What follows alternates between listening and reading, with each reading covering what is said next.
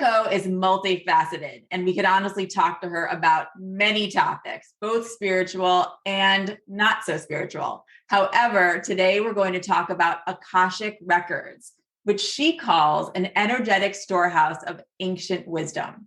Okay, so Laura, let's talk about Akashic Records.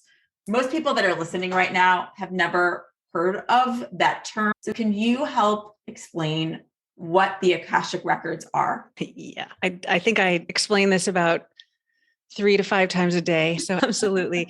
And the Akashic Records, I think, are the best kept secret out there. I don't really understand how people haven't heard of it. I hadn't, 5 years ago, I didn't even know what an Akashic Record was. So if you're listening and you're not sure, it's a shock to me as well, but it's an energetic space that holds your soul's history. So think of it as a place where everything you've ever done over all of your lifetimes is stored.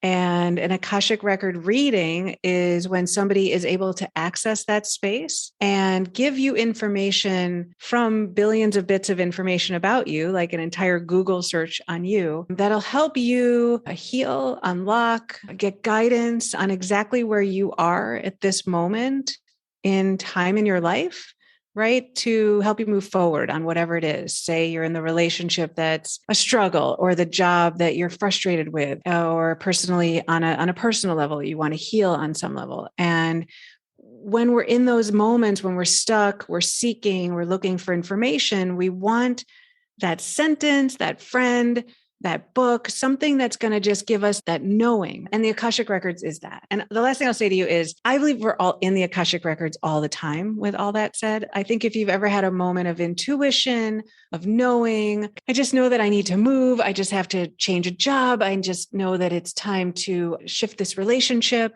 whatever it is, when you have that, like, I just know this is the apartment for me, whatever, right? We talk like that, but what are we even talking about, right? So I think we're always in this energetic space. It's your intuition. It's your gut knowing. It's that deep sense of authentic truth for you. This is just an amplifier. It's a system that gives you more access with a ton of content, and hopefully helps unlock a lot of ways to feel better in your life on a regular basis. I'm sure so many people, when they come to you, come with that sense of curiosity, but also maybe a little fear of what you're going to unlock within them when they come your way. So what are some of the typical things that people come to you for when they're looking for information on their Akashic Records, and how do you practice? What's the process? Yeah, so it's so funny you say that with the fear part. People are nervous, but it's because we can't imagine a space like this. There's no judgment, there's no right or wrong, and there's just a ton of compassion. So it's never like people receive stuff that is like really upsetting to them, which is interesting. Even when it's harder information to hear because it's so truthful to where they are, they feel really, really good. The process, though, is sort of imagine a cell phone, right? We have a cell phone, and no matter what number you put into it, you'll get your different friends, right? But you use the same phone number. It's the same phone. An Akashic Record, I have a bunch of sentences that I read, and it's always the same sentences, just like the cell phone is always the same cell phone, but I plug in a different full name. And that allows me to get into one person's records versus another, just like making that phone call. And the kinds of things people ask, I mean, there's a repetition for sure. People kind of come with the same 5 or 6 things. Where it goes is always unique and different, but people want to know about purpose. Am I on the right track? Is this the right job? How can I find something that is more suited for my career? They want to know about healing, personal healing. Perhaps they've had trauma. Perhaps they've been in therapy a long time. They've tried a lot of modalities. They can't quite nail what it is that is specifically holding them back in life. And then relationships, right? There's struggles. I've been in the same conversation. I don't know if this is the right marriage. I don't know if this is, why are we having the same conversation? That kind of stuff. It tends to be the top, 90% of the time. The answers, though, which is fun, they're always different. I have 2 questions. One is going back to someone giving their full name and you saying it. I think some people listening may question, why do you need the name? Again, I don't really know how cell phones work. And I know 50 years ago, nobody would have believed it works and we couldn't have described it. So I'm not going to sit here and say I actually understand, but my understanding is that these sentences are set in a vibration that unlocks your energetic field. And with your full legal name that you're using currently is a vibration, really. And so that's what allows me into one record versus another. I don't really know how that works, but I also don't know that helps to describe. I mean, I just know that that's a question that some people may have. Yeah. And then my other question has to do with the answers. Are they more general? Are they specific? I know they run the gamut, but I know people listening would love to have a better understanding of what they could expect if they have a reading with you. Yeah, they're so specific. I'll start with just sharing a little bit about my own story, and then I could give you a couple other people's stories, but every single solitary one is unique and specific.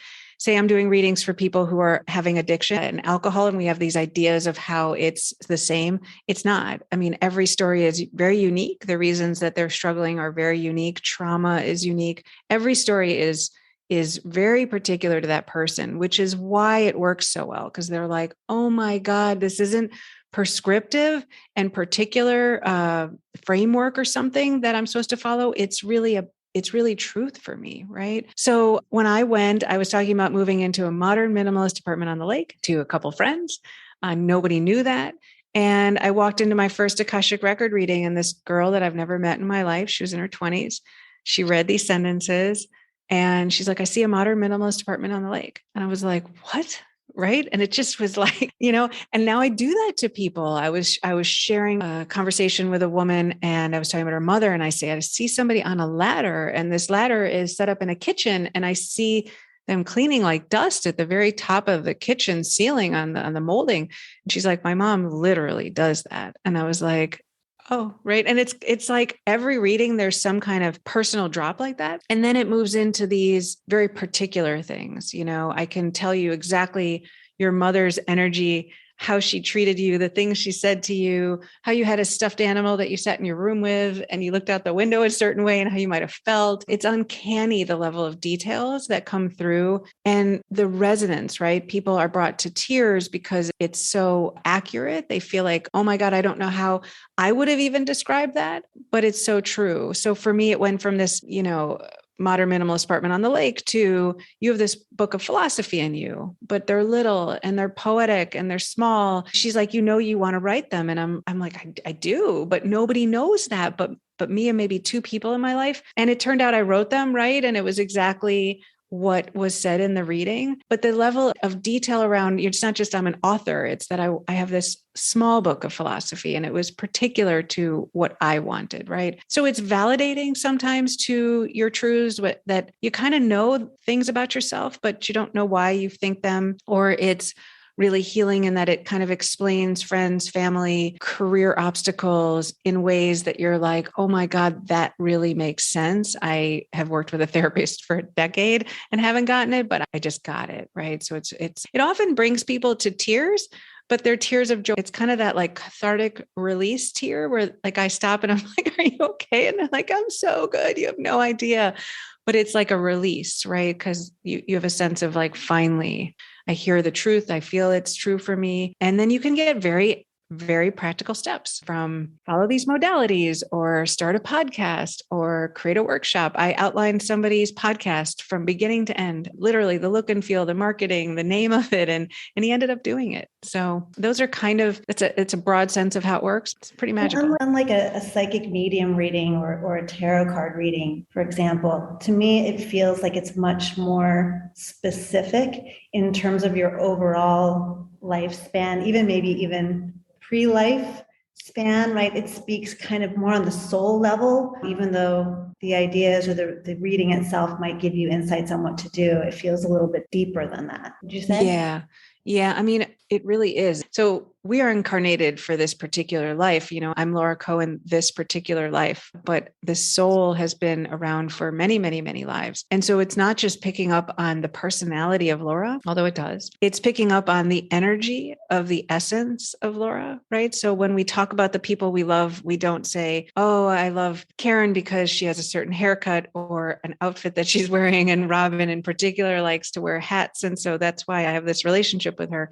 it's because there's a sense of somebody, right? We feel connected to that sense, that deeper sense. And when you try to describe it, if I said, why do you love your spouse, your best friend, your kids? It's like very hard to put to words. It's kind of like this, or, well, they make me laugh, but it's like, you love them because they make you laugh? Well, no, right? It's them, it's their essence. And so the Akashic realm is picking up on our soul's history, where you've been, where you've traveled. It's like, you don't know why you were able to do piano young, or you don't know why things make you laugh, or you don't know how come the relationship is such a struggle. It's not just this lifetime. It's picking up on this energetic self that you have a vague understanding of, and then how that meets the personality of this particular life. So it's pretty deep. Oh, I love the way that you describe that. Can we talk about energy again for a sec? I love the way you put that with the cell phone and the frequency, and even our names having a frequency. And when we talk about the Akashic realm, can you talk about what that energy in your belief is comprised of and what that feels like? And just to add to that, Laura, when you answer, do we have one single thread of energy that carries from one lifetime to the next that you're picking up on? Or is each iteration of our lifetimes, do we come up with a slightly different variation on that? I'll pick up on your question first, Karen, because Robyn's is so hard. But I got inspired when Robyn asked that, and I was like, oh, maybe that's the significance of it. And what you can feel and read in that energy is that you're picking up on this lifetime and where we are in our energy, but it's also extending maybe backwards and forwards. I don't know. I don't want to overcomplicate it, but. You guys, I mean, this gets so deep and so complicated. And so just stop me if I jump off the cliff and you want to come back. But it's okay. So an Akashic record reading is picking up on what you need in this moment. Okay. We come here, we incarnate, and we forget because we cannot know everything there is to know about all of our lifetimes and be embodied at the same time. We would have a complete breakdown. So we only receive what it is that's for our highest good in this moment. Right? If I was told you're going to learn the Akashic realm and you're going to become a practitioner and you're going to study it like 6 hours a day, and you're going to channel books and I'd be like, oh my God, I'm having a nervous breakdown already. And it's going to work in these 20 ways. Also, we have free will. So while we get guidance on what we wrote before we came here, because the belief is before we come here, we decide what we want. We get to choose each step along the way, right? So the actual path is co-created with your embodied form and your energetic self, right? So your energetic self is kind of like the calling in the background going, Laura, don't forget to write those books, right? Like you wanted to do that. But Laura, the person who I've embodied in, is like, I actually feel like going to dinner tonight. Like, I don't want to write. So there's this co-conspiring that's happening, right? On my podcast, The Art of Authenticity, everybody talks about how I had a nudging. There was something there was an itch. I had a nagging inside of me, and I had to turn to a different path to be authentic, right? So I'm picking up on in a reading this particular moment, what's in your highest good to help you align to your soul calling, you being the personality who gets distracted. We have ego, we have real lives, we have jobs, we have in Chicago today, a blizzard. There's so many reasons that it's very hard to stay organized with what is this deeper calling or truth that you wanted to accomplish in a lifetime. So you mentioned time also. This is the cliff dive moment, but there is no time. So time is a construct. So Karen, if I were to say to you, like right now, we're in the present moment together, but the clock just keeps moving. Every second it moves, every second. So where is the present? If we go by a clock, every second it's moved. So there is zero present. It's always motion. Time is always in motion, but we call this the present moment. Right? And we say there's a future. Well, is future the next second? Is it the next millisecond? Is past the previous millisecond? Like that's crazy, right? So there is no time. Time is a construct we use so that we are here today recording at a particular time. It's organizational. So when you can get past this idea of time being real, which hurts my head, then what the records start to talk about is how everything is actually happening sequentially. And so all of your lifetimes are actually happening in the same quote moment in time, and they're all impacting each other. And that's when I tap out and I don't think our education system or our brains or the way we perceive the world is capable of really taking in the extent of what this all is, which takes me to Robyn's even harder question. Like, what is it? I don't know, right? Like, I know that The best explanation I can give you is thinking about air. So, Robyn, right now, you and Karen, we're all three in different places in the world. We're all breathing air, right? It's in my lungs. It's in your lungs. It's in your space. It's in my space.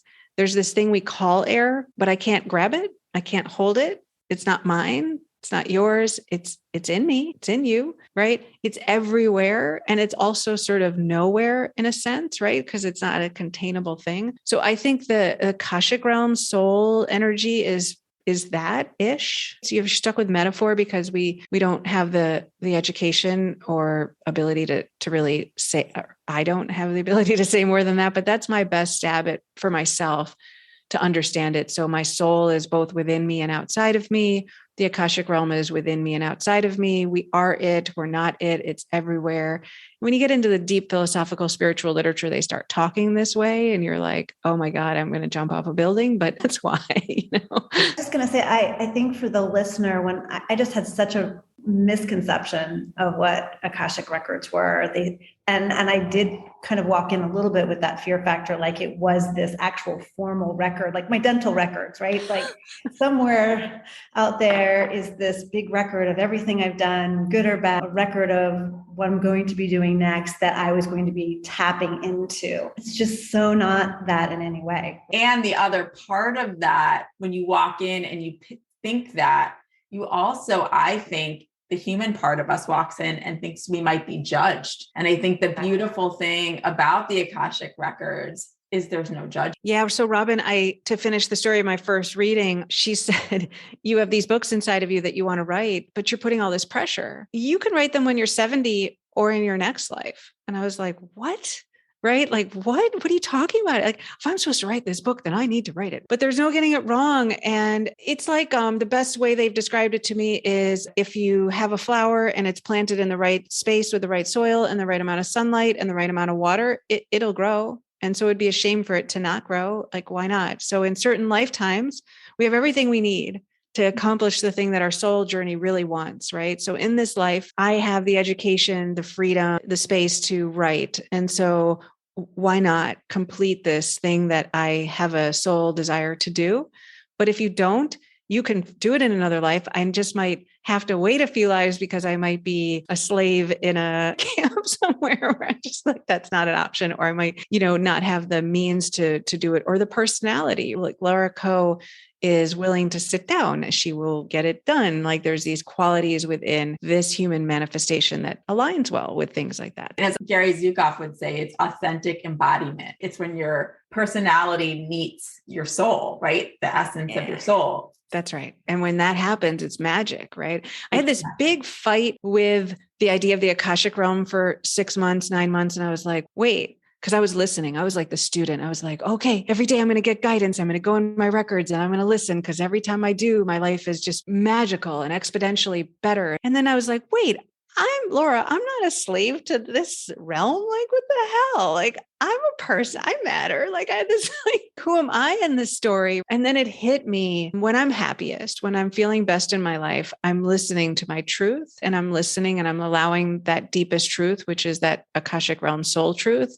guide me. But I also am not a slave to it, in that some days Laura just wants to sleep in and she wants to go hang out and have an extra martini, and that's okay too. And so the judgment, to your point, it's real. And we really, really, really are so afraid of being judged that we didn't accomplish what we needed to in this lifetime, in this month, or that the ways we're living our life should be something bigger, smaller. People ask about purpose all the time. And sometimes your purpose is to just clear karma in a lifetime. It's not to build a business. And it's like, that's great. Why do we have to have judgment over these ideas? And I just love that that's where you want, even when we were having our session with you, it just gives you a different perspective. It's not like you're not achieving something that you came in here to do. There's all those opportunities. What is very special about your work is not only do you do these great readings for people, but you teach people how to do it for themselves. Can you just tell us a little bit about how do you work with people so that they too can do this work? Tell us a little more about Little Soul School. And as Karen was saying, how you teach people. I feel that it's so important because I know I'm not a mystic. I think there's this spiritual elitism out there that there's people who are tapped in and there's people who are not. And I really want to debunk that. If you've ever had a moment of awe, a moment of creative knowing, of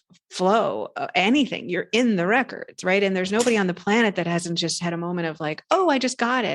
Right. So all of us are in this realm because we are this realm. So I don't think of myself as a mystic. I just think it's like tennis. Some people, you pick up a racket and it's easier for them to hit the ball and they're willing to go to the court. Other people, they don't want to, right? That's fine, but you can still hold a tennis ball and hit it. It's not like you can't. So I started teaching friends. I taught myself and then I started teaching friends because it was fun.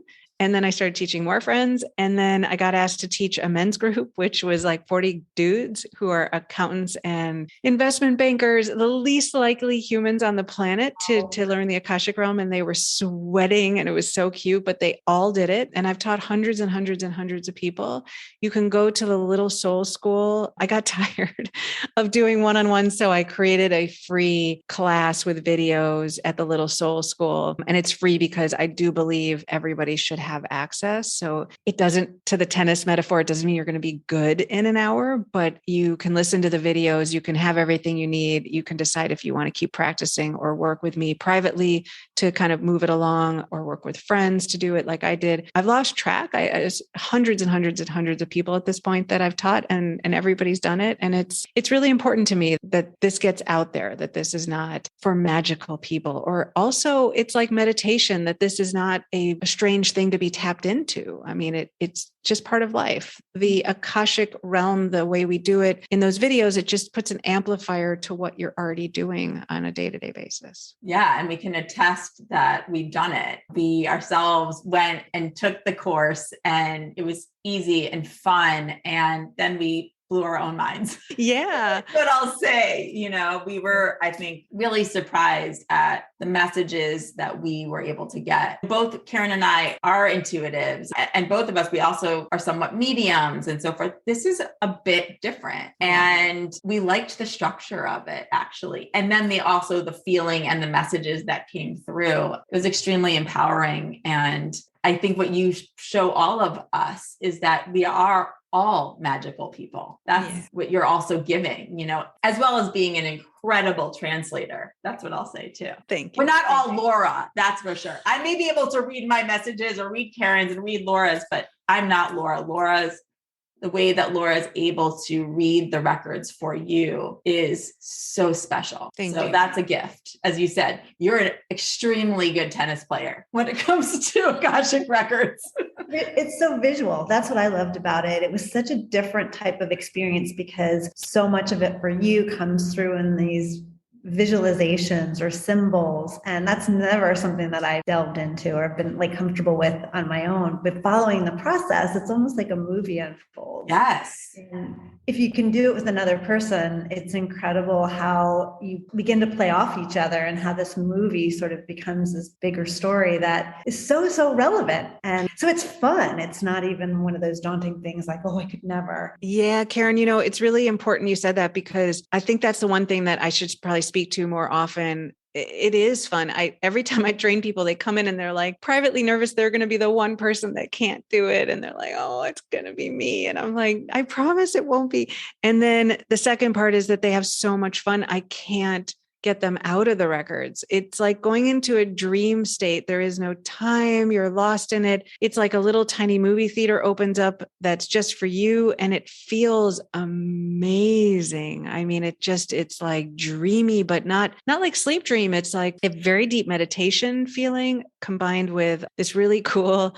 set of videos playing and feelings and sensory experiences. I don't know. It's a little like being on psychedelics or something in a very calm, relaxing way. I don't know how to describe it, right? It's really a unique thing, but time disappears and people love it. And for a day or two, you feel good, you feel relaxed and calm. And if you just open the records, even if you're not interested in translating, I think it really helps heal people. That's another important aspect of it. I think getting the records open and just being in the energy, even if your intention is just to meditate or go for a walk, I think it can really help change your life in a bunch of ways too, that you don't have to do anything. We so agree. You're giving people so much hope. Thank you. Yeah. Thank you for sharing what's possible. and really bringing it down to a level that I think most people listening can understand and act on. Our hope is that you go check out Laura at littlesoul.school, and you can book a reading with Laura. You can learn more about the Akashic Records and read for yourself. And hopefully this is an opening for a new journey for those listening. Thank you. Thank you guys so much for this conversation, for having me on Seeking Center. It's so much fun. And for anybody out there that's interested, I think it's a beautiful way to experience, if nothing else, just energy. If you're ever wondering what it feels like to be in pure source energy, light energy, it's the quickest way to just get a little taste of that. And then you can know for yourself. There's knowing from reading books, but I think when we do it for ourselves, we can actually have a tangible experience, and that's a different knowing. Thank you. Thank you. Thanks, Laura. So that was an incredible conversation. Oh my gosh.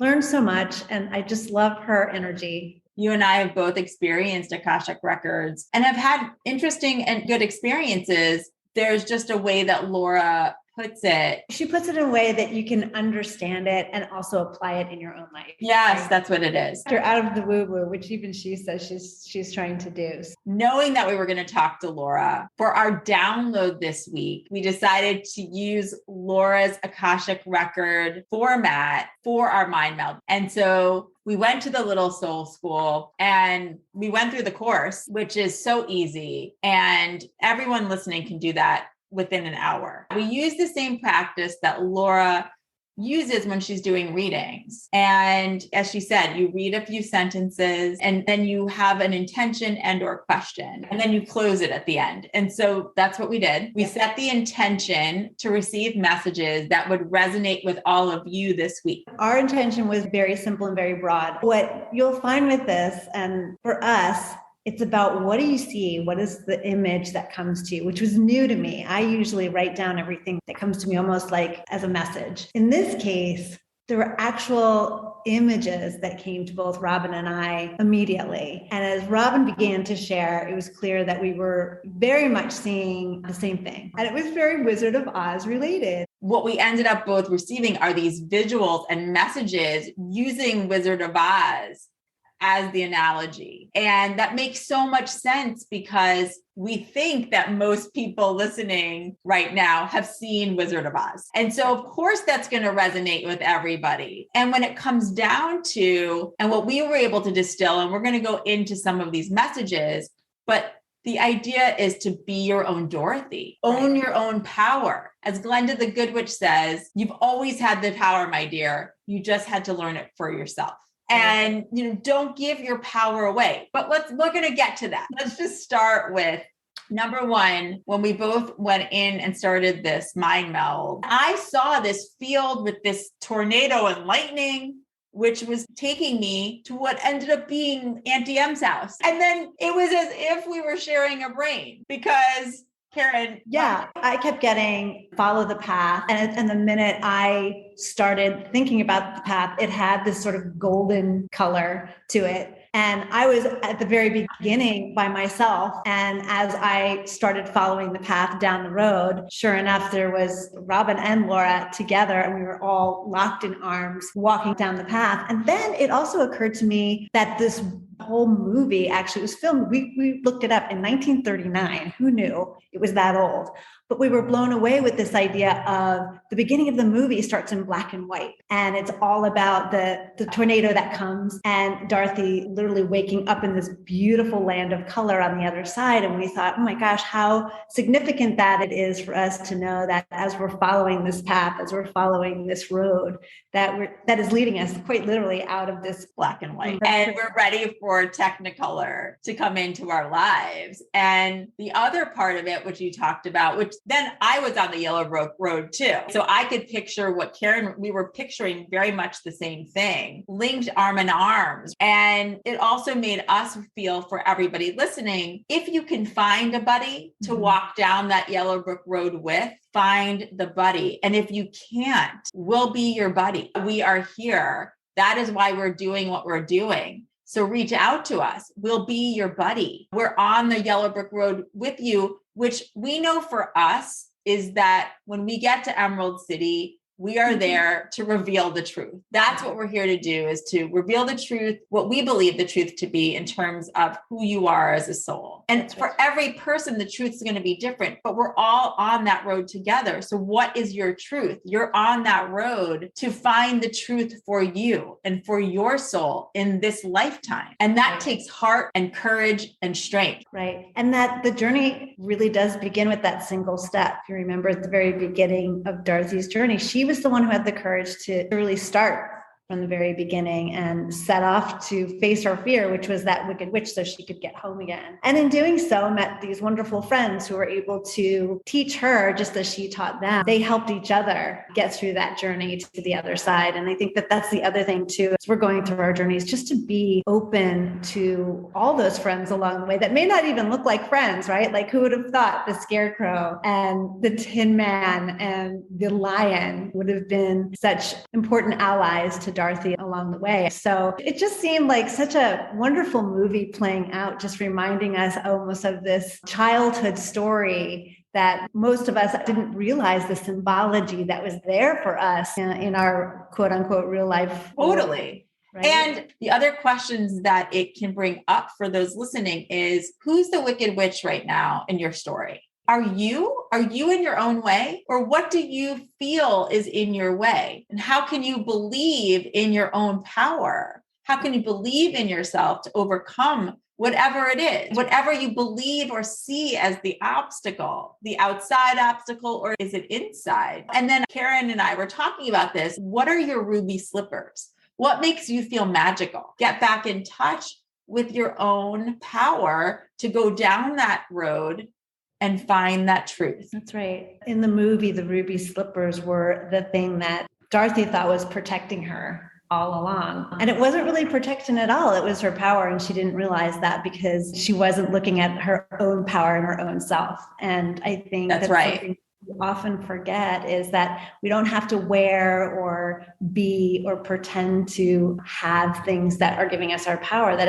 it is really all within us. We're hoping week over week through February to inspire you with really great things that you can do to claim your power and to find your way along your own soul's path. So be your own Dorothy and maybe rewatch Wizard of Oz and really look at it in a new way. It's that reminder that you've always had the power. You just have to learn it for yourself. That's right. And when she woke up at the other end, she looked at the world differently. She saw the faces of her friends in kind of a whole new way. And we always have that same opportunity on the other side to really look at everything that we're going through in a different way. And hopefully that's what we're giving you the opportunity to do along with us. We're having so much fun on this journey with you all, trying these things. Oh, and we do have, speaking of, out of that. Exactly. Now this leads to our secret power. Power to share. Which is really, again, if you listened to last week's podcast, you hopefully tried to freeze some negativity in your life. And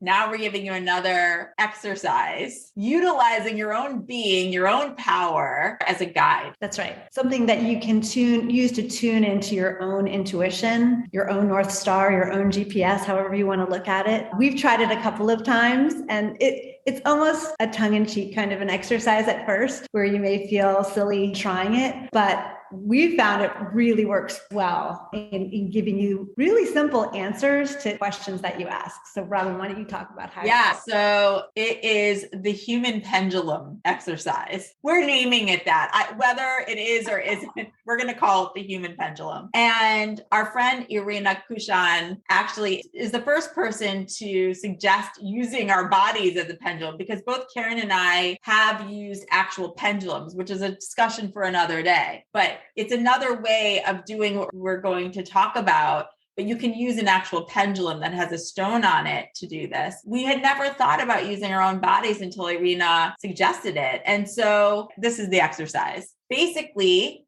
you're going to stand up. According to Irina, you should face north when you're doing this exercise. And then you're going to just give yourself a moment to connect into the earth, as well as think about the top of your head too, so that your energy is in alignment. These questions are going to be yes or no questions that you're going to ask yourself. It's your own inner compass. And so you're really tapping into what you already know. You know these answers. It just helps to validate it. That's right. And I would just add, I think what Irina was trying to say about starting with the north is almost picturing yourself as a compass. And so every compass does align itself with the north. So that's your true north. That's your truth. So take a moment, just figure out where the sun rises and sun sets, and just ground yourself so that you know when you're asking, you're doing it from your true north, your true self. That's right. Thank you. And then you're going to ask your body, what is yes? And most people, when they do that, they move forward. Every body moves a little bit different. We're all tuned a little bit differently. So see what happens when you say, what is yes? For me, I move forward. Then ask your body, what is no? And then ask, what is maybe? When I ask what is maybe, my body leans to the right. The mind goes from side to side. It's your way of asking your body to align with your yes and no and give you those directions, giving you that response so that you understand what it's feeling. Now you know what direction your body will move once you ask these yes or no questions. So now you're ready to ask your yes or no question. And it's important to phrase your question so that you get a clear yes, no, or maybe. You're not going to ask a question about what or a how. It's a yes, no, or maybe. The way that we started using it is asking questions we knew the answers to. That without a doubt, we knew the answers. Like I was saying, do I like pickles? Which I know I'm maybe one of the few people I don't. So my body just immediately leans back to a no. And then you can ask questions that are deeper. Like, is it in my best interest to blank? And start practicing and using this as your inner compass and see if it helps you feel validated in decisions that you're making. That's right. And I think you can also utilize it for those of us who are at home, working from home, maybe on Zoom all day. You may be on conference calls. You may be interacting with people on your team. You may be just having a conversation on your cell phone with someone else. Tune into yourself even on those situations and see how you're feeling. Are you leaning in towards your truth, towards your yes? Are you leaning away? It's almost like your natural body's way of tuning itself, right? Without even asking those questions, you know when you're leaning into a conversation versus when you're leaning back. So it should be kind of that feeling that you get. I know for me, I second guessed at first whether or not I was just subconsciously doing it. But as I started to practice how I really respond to people and situations and questions on a day-to-day basis, I kind of grounded myself in that kind of a feeling and how I felt about whatever question. So if you have any second guessing or you're struggling a little bit with this exercise, do what Robyn said. Start with really, really simple questions to kind of just get the feeling of it. Then utilize that gut feeling and your intuition too, and see how your body responds to it. You can even do this with food. I know when I was a kid, my mom met a doctor who put food, kinesiology is very based on this, where you can actually put certain foods in your hand and you kind of know whether or not it feels right. Your body, does it feel right to you or wrong? So it's our way of just trying to teach a little bit of intuitive skill sets in sort of a fun game way. And we would love to hear from you if you try this at home. Yeah. And I will also be putting up a really short video on YouTube in case you need to actually see it. I'm going to actually show how I use it. Karen's going to be on Zoom with me, but I'm going to just show you. It'll be really short. So if for some reason you need to see it, you can go onto youtube.com/Seeking with Robyn. And that's still our YouTube channel at the moment. It is branded Seeking Center, but just as an easy vanity URL. And we can't wait to hear how it works for you. And so remember, we want to hear from you just in general, right? So we want to know how the pendulum works. How did the freezing negativity exercise work for you? Are you practicing it? Do you notice a difference? Email us at connect@seekingcenter.app or DM us at Seeking Center Official on Instagram. Sign up for the weekly, our newsletter at seekingcenter.app. Can't wait to hear from all of you and looking forward to talking with you all again next week.